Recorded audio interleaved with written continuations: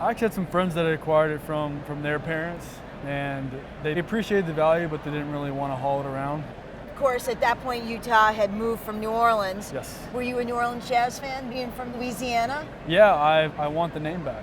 I want. They need to give it back. And how did you get the Pete Maravich signed ball, Lauren? My grandfather won it at a church raffle, and he wasn't a big sports fan, so I was the one that got it. Well, you remember what happened in '97, '98 with the Jazz. Yeah, they played Michael Jordan and the Bulls That's right. in the finals, and they lost. What a lot of people don't realize about that series is that the Jazz actually had the best record in the league that year, and they had home court advantage. Yep. Coming back for Game 6, of course, the Bulls were up 3-2. But, you know, Stockton, who was on here, the two most important signatures, of course, we have Karl Malone and John Stockton. Stockton hit a three-pointer with 40 seconds left. And, you know, it tied the game, and the Bulls realized they had to do something. Jordan stole a pass, and the shot that you see all the time is him jumping up, hitting a 20-footer with just 5.2 seconds left and winning his sixth and final championship as a Bull. That is the last time that the Bulls and the Jazz, either team, has played in the NBA Finals.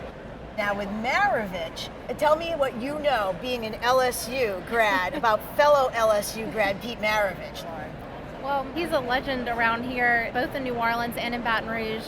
Everyone knows Pete Maravich's name just because it's on our Assembly Center. It's where everything happens. He was an incredible basketball player that usually he would be so ahead of his other players that they wouldn't be expecting the kind of passes he would throw to them. Well, you hit it on the head. He is, if not the greatest basketball player, one of the greatest, and he was the greatest scorer in NCAA history to this day. And you know, he went to LSU because his dad was the head coach there. But he played great in LSU. Everyone loved him. He was called Pistol Pete because he shot like they considered as having a revolver in his hand. From the hip. Now let me ask you two the golden question here. Jason, this is your ball. Yeah. Lauren, this is your ball. Which one do you think is worth more money? Okay.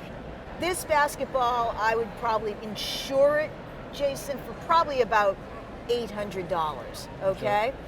Now the Maravich basketball, they're very, very rare. I happen to love the fact that we have To Our Lady Divine Providence, because I doubt there are many of those basketballs. Yeah. If I were insuring the Maravich ball, I would probably put a value of about $7,000. Holy cow.